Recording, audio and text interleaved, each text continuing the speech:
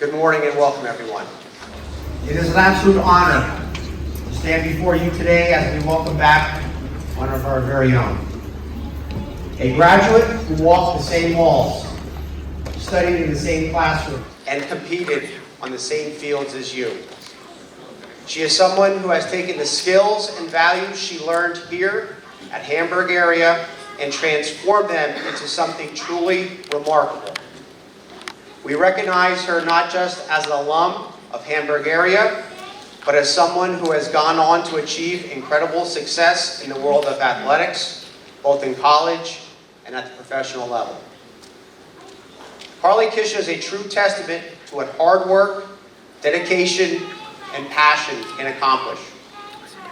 From her time here at Hamburg as an athlete in swimming, cross country, track and field hockey, she began to make a name for herself.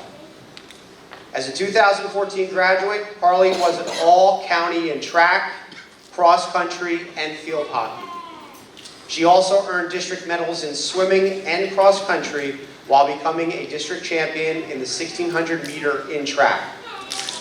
As a state medalist in track and cross country, it was field hockey where Karlie excelled to another level, earning all-state honors all 4 years in high school. Karlie accepted a full athletic scholarship to play field hockey at the University of Connecticut. There she was part of 2 national championship teams and 4 Final Four teams, while also earning honors to the All Big East team, tournament team, and All Mid-East region team. During her senior season, she was named a National Field Hockey Coaches Division I All-American and to the NCAA Division I Championship All-Tournament team. In 2018, Karlie graduated from UConn with a degree in chemistry. She was a 4-time member of the Big East All-Academic Team and National Field Hockey Coaches Association Division I National Academic Team. In 2019, Karlie was named to the U.S. Women's National Traveling Roster for the U.S. Women's Development Squad Tour of the Netherlands. She continued on the Olympic development pathway through 2020, competing on the U19 and U21 teams. Karlie was ultimately named to the U.S. Women's National Team in 2021, and in June of this year, she was named to the 16-player Olympic team and competed in the 2024 Olympics held in Paris, where she represented the United States on field hockey's biggest stage. Karlie's field hockey experience have enabled her to play around the world in places such as Chile, Argentina, India, Ireland, Australia, Belgium, New Zealand, Germany, Netherlands, France, and Great Britain. But what makes today special isn't just the remarkable trophies or accolades Karlie earned, it's the story behind it. A story of resilience, focus, and a never-give-up attitude that started right here in our own backyard.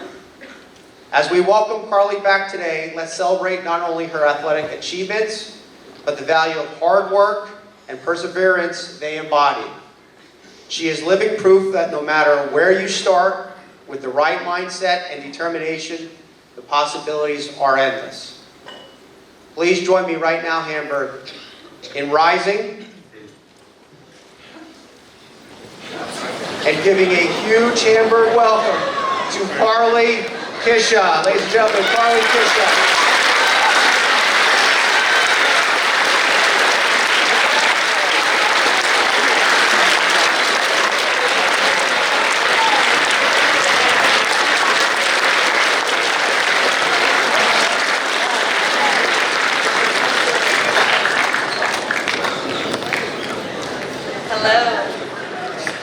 Good morning, everyone. Good morning. Good morning, good morning. Good morning. I know this is early. Trust me, I was in your shoes, but... good morning. Thank you. This is all crazy. That was all crazy. It's crazy to be here right now. But I couldn't imagine 10 years ago when I was sitting in your same seat I usually sat over there before the homeroom bell would ring. So I always had to be here early. My mom up there helping phys ed. I'm sure some of you guys had her. I would have to wait for the bell. I couldn't imagine that I would be here today speaking in front of you guys. But I have to say it's an absolute honor to be here. I am proud to be a Hamburg grad, and I hope that you guys see me as a fellow Hamburg student who, like Mr. McGinley said, grew up in the same town, walked these same streets, walked these same halls, and ate the same school lunch. And I hope they're still serving chicken pot pie, because that was our absolute favorite. As I tell my story today and speak, please don't think the advice and the learnings that you hear are only applied to an athlete or a student athlete. This is for anyone who's striving towards something, whether that is a goal, whether that is to become a dancer, a musician, an artist, a doctor, an engineer, a carpenter, a teacher, a hairdresser. Doesn't matter. And it also doesn't matter if you don't know. I went into college, I have a chemistry degree, and clearly I am not using it. Hearing all those accolades makes me laugh, because it doesn't paint the full picture. It doesn't mention the hardships, the struggles, the highs and lows, the happy and the sad tears, the fails and the successes, and all the sacrifices that went into each accomplishment. Here's a little bit more context to those achievements. Winning 2 national championships. First and foremost, at UConn, I was a student athlete, emphasis on the student. What it doesn't show is the endless hours spent studying on bus rides and the endless nights spending with tutors to make sure I could hold a 3.6 GPA. It doesn't show the extra workouts I did every week on my own, without anyone watching, to be able to do those extra sprints in a game when my teammates needed me most. My national team selection in 2020. A year prior to 2020, the head coach of the national team at the time sat me in her office after a trial period, and she said, "You will never play for this team. You will never play on the international stage. You can continue to play on the development team, but there is no point. You will not advance from there." Little did she know, 5 years later, we would go to be her new team that she was the head coach, Team India, to qualify for the Olympics and beat her out in her home country, or their home country. Olympic qualification. Qualifying for the Olympics isn't easy. Only 12 teams in field hockey and most team sports in the Olympics only get to go. You also have to qualify for a qualifier. For us, we were in a tournament of 8 teams and we were ranked 6th in those 8 teams. Only 3 teams make it. Spoiler alert, we qualified, but it wasn't easy.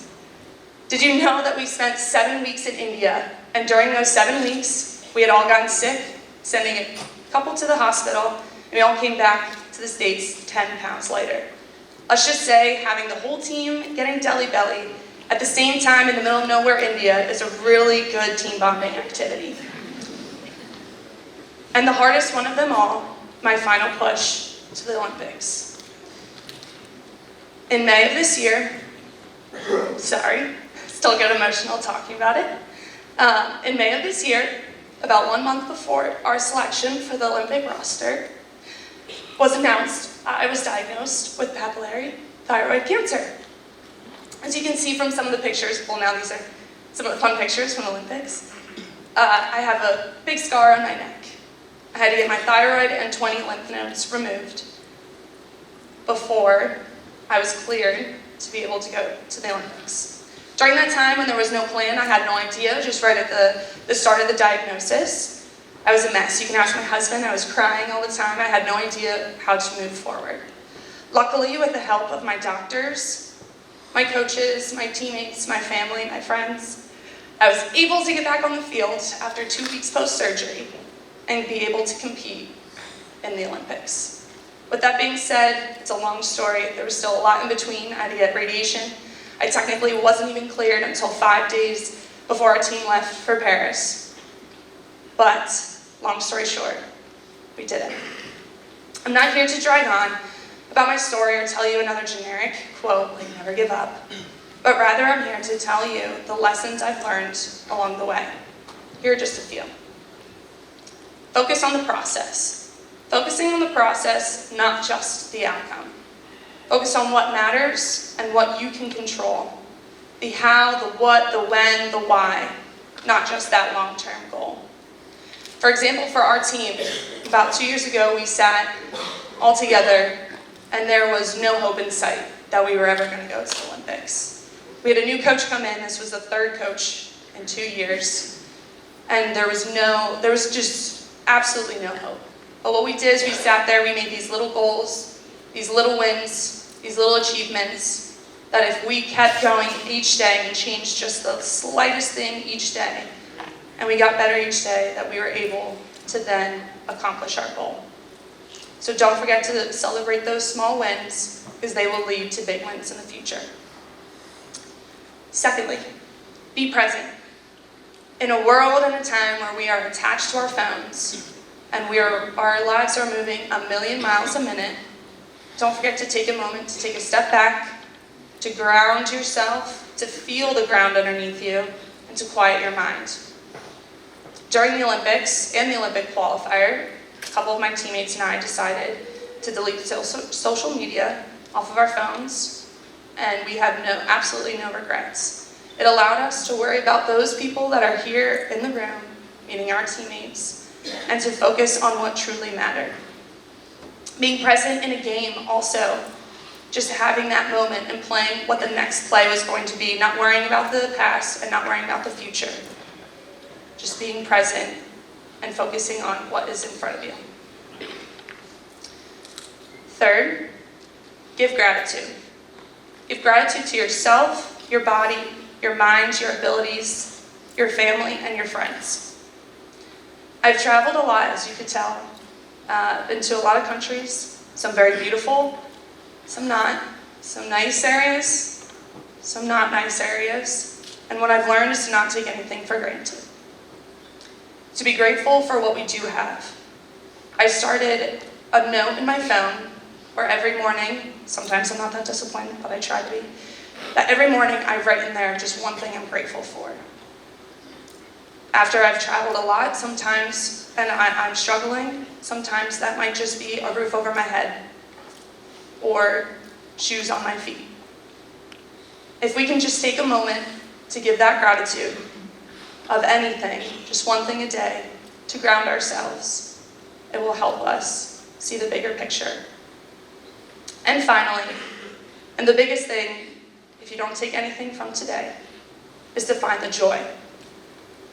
I always say, if you're not having fun, then why are you doing it? This is definitely not to say that every moment is supposed to be fun, that everything is all sunshine and rainbows, because it's far from that. But enjoy the journey. Enjoy the highs and lows, because it makes moments, for me, like the hard runs, the runs where we have to drag ourselves off the field, the lifts where our muscles feel like they're falling off, the times where we don't know if we were going to make it to the Olympics, the times where the whole world doubted us, the times of when I didn't know if I would be able to continue to play after the cancer diagnosis. Those low moments make the highs of a little girl running up to you after a game, asking for an autograph, or running out for the first time as an Olympian. Sorry, I'm so emotional. For the first time as an Olympian, seeing your family and waving to them. And also singing the national anthem with teammates that you would die for. And I don't regret a single one of those low moments, those hard moments, because it makes moments like those and moments like this today, where I get to come and talk back to my high school, to my home, it makes these moments feel so special.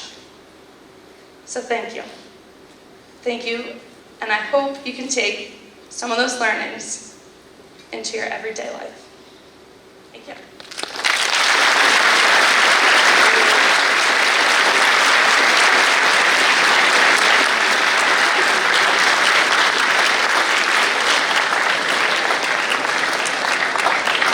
At this point, we're actually actually going to move into a question and answer session. We've had students had the opportunity to fill out a Google form to be able to think of questions that we could ask Karlie. So at this time, we're going to transition the stage right now into a little question and answer session. So stay tuned.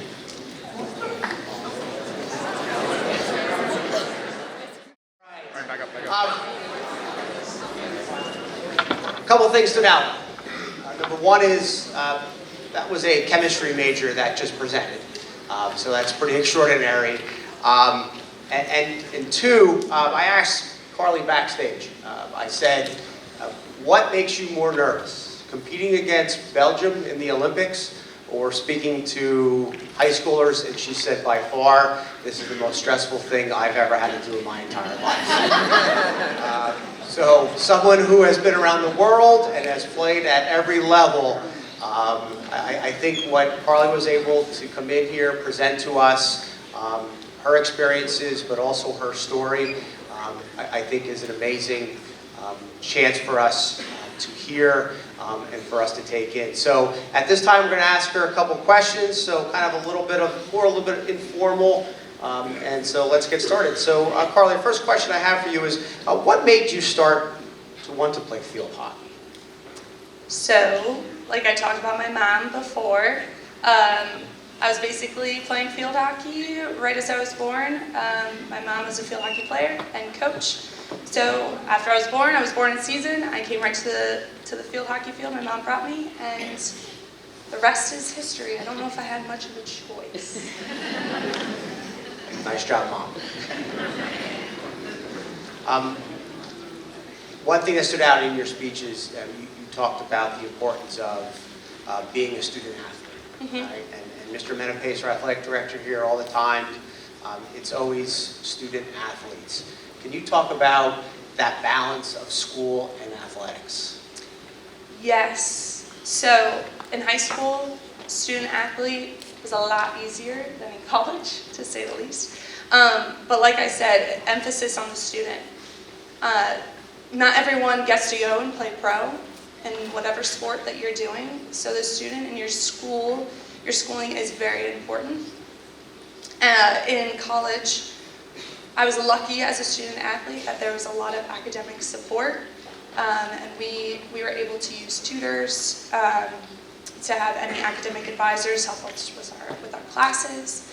But the balance, the biggest key there is the time management. I actually found that in season, when I had less time, I was more focused, and I made sure that my time management was basically scheduled out. So to be a student athlete and to be a successful student athlete, the biggest thing is scheduling and being super efficient with your time.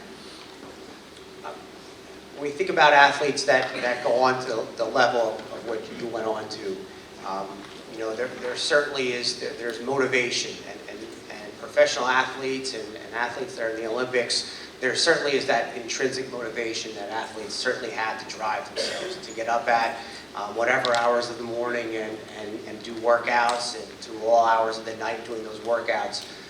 But there also needs to be a support system. Can you talk a little bit about what that support system that you've had from your family and from friends has been like through the years? Yes.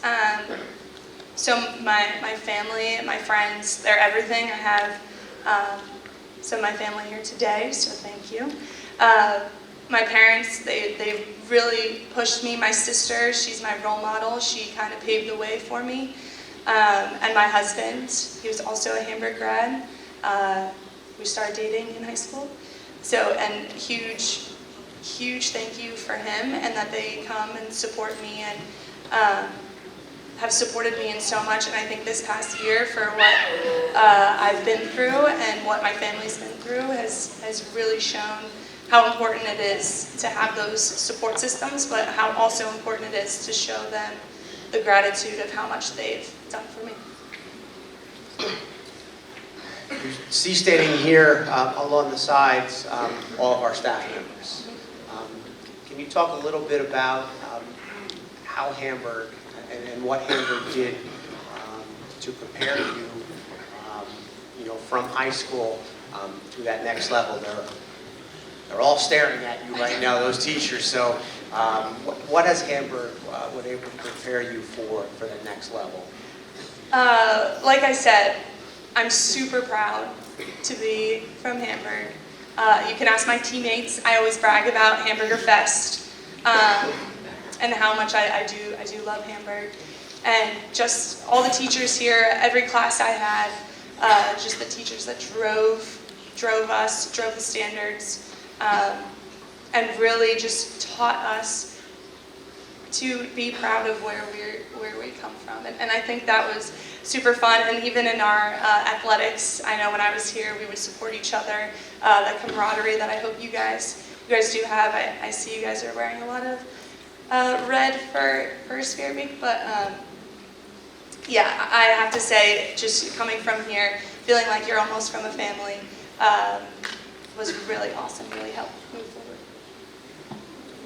Certainly throughout your experiences, and you talked about it in your speech, there's been, those ups and downs. But there's ups and downs that even go into competition and practices, and there is those highs and lows that you're always dealing with.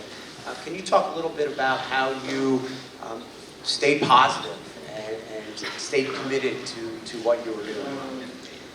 Yeah. So, like I said, the highs and the lows can be super low, but it makes all those lows, all those sacrifices worth it when you do hit those highs. I had a dream of becoming an Olympian. It was not field hockey. I thought I was going to be the next Michael Phelps, but obviously not. In 4th grade, we did a vision board, and I had the Olympic rings. And what kept me motivated in those low times, in those times where you're just grinding away, was just to make what I keep saying is little Karlie proud. So that's what has driven me into this day. We talk today very much in athletics and even not in athletics, but we talk a lot about mental health. Can you talk a little bit about the supports that you had at UConn or at the USA national level as far as that support from people for good mental health? Yes, so mental health, I don't know, when I was in high school, even early college, still wasn't a big thing. I haven't had the support as much as we really should until the US team. We have a sports psych. I meet with her a lot. I'm still meeting with her right now. Clearly, I'm very emotional, so it's very important to take care of your mind as much as your body or your brain is a muscle. And there's a lot of learnings that I have learned in just the last year about myself and about how to take care of your mind and like some of those things that I said, to just be present, to take a second, to ground yourself. We've learned, it's kind of goofy, but journaling. I actually kept a journal in the Olympics, and it was one of the best things that I ever did, and I'm actually really excited for one day to go back and read all those emotions and everything. But mental health is super important, especially like we said, in the times of those lows, but I'm not gonna lie, in times of the highs, when you're running on the adrenaline, how to calm yourself down as well. And that's what it's about, right? Yeah. The Olympics. Talk just a little bit about what it's like, what that experience is like to be able to be an Olympian and travel to the United States and be part of opening ceremonies. Can you talk about that experience at the Olympics? I could talk forever. It was awesome. I know there was like a lot of stuff. People have always been asking me, did you have air conditioning? Were the beds terrible? Did you try the viral chocolate chip muffin? The muffin was fantastic. The beds were fine. We got a mattress topper, and yes, we had air conditioning. But the Olympics in itself, if you take field hockey out of it as an experience of an athlete, was unreal. So unfortunately, the opening ceremonies, we got to dress. We got to just do a small walk with Team USA to leave the village, but we didn't get to go because we played the next game, or the next day. So that would have been 8 hours on our feet the day before game day, which would not have went well. So in the opening ceremonies, we did get to see, we were right next to big names like LeBron, all the Steph Curry, all the basketball men and women. Simone Biles was right there. We got a picture, I think I had it up, of Noah Lyles. Basically, Katie Ledecky, any big name, they were all there. And the coolest thing, I think, just in my whole experience is the camaraderie. So just all of Team USA, at that point, you're on the same level. It does not matter. You're in the Team USA Athlete Lounge. You're watching, right before the closing ceremonies, a bunch of people were all dressed in our closing ceremonies outfit, all huddled around one phone because the TVs aren't working. We're watching the women's try and win gold, which they did. And I'm standing right next to Katie Ledecky, and we're like jumping on each other, like getting so excited. And I think just the camaraderie of us as athletes and playing a game that we've all played since we were little was definitely one of the coolest things. Favorite food? Favorite food? Okay, so we did have a Michelin star chef that would come every other day, and he would cook us this little something. It would be different every day, and phenomenal. Best, obviously, other than field hockey, best event that you were able to go to? I'd have to say the track event. It was awesome. It was really good atmosphere. It's cool when we got to go to events as athletes. You actually sit in an athlete section, so it's only Olympians from all different countries. So in the track event it's not just two countries competing against each other, so there's a lot of individuals. So it was really cool to see other teams cheering. But yeah, I got to see Sydney McLaughlin win the 400 hurdles, and that was pretty cool. For you, if it wasn't field hockey, do you think you would have gone on for a different sport? Like I said, I thought I was going to be the next Mike Phelps. Clearly not. I did love swimming. I played, obviously, a bunch of sports. Maybe track would have been my next one, but if I'm being honest, I love team sports, and field hockey was definitely it. Obviously, a lot has centered around field hockey and sports. Talk a little bit about Karlie and like what you do outside of athletics. What are some things that you enjoy doing, some things that you can relax doing? Let's talk about some hobbies that you have other than your commitment to field hockey. Yeah, fair. So very active. My husband and I, we have a dog, a black lab, super cute, and we like to take him camping. We do a lot of skiing, road biking, mountain biking, boating, paddleboarding, hiking, just anything outdoors. We love to do. Final question: what now is next? Where do you take yourself from here? Big question. I still don't know yet. Still trying to figure that out. Still talking to my sports psych. So right now I am a coach. I'm coaching at Villanova University, field hockey. And we have a big just time off right now, as well deserved from the couple of years we just had. But just seeing what's next, just feeling out what I want to do next. If I do want to continue, and I think I do. But I don't know. I don't know yet. Well, I think obviously you've proven though that whatever you choose, you're going to do an amazing job at it. So once again, a round of applause for Karlie, please.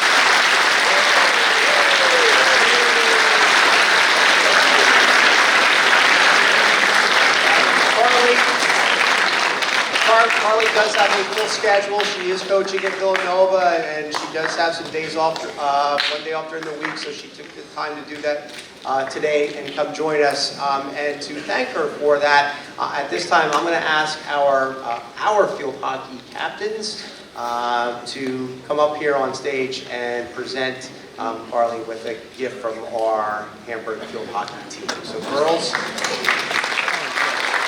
Jordan Crespo, Haley Cox, and Devin Franz are our tri-captains.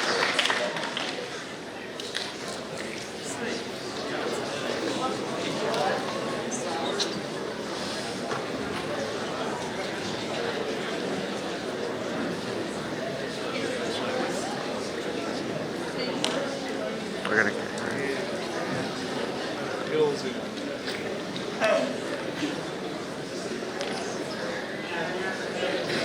Thank you, girls.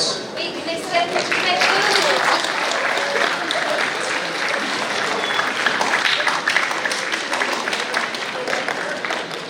One, two, three. This is because I'm so hard to place.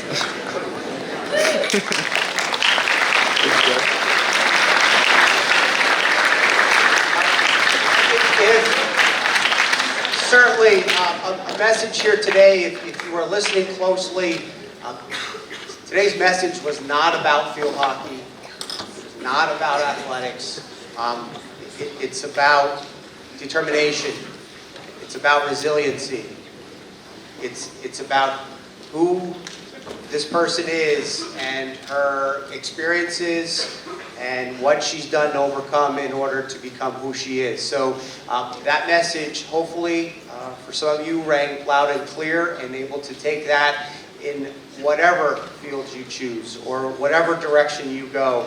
I think Karlie is a true testament to what hard work is. So once again, one more big round of applause for Karlie Kisha.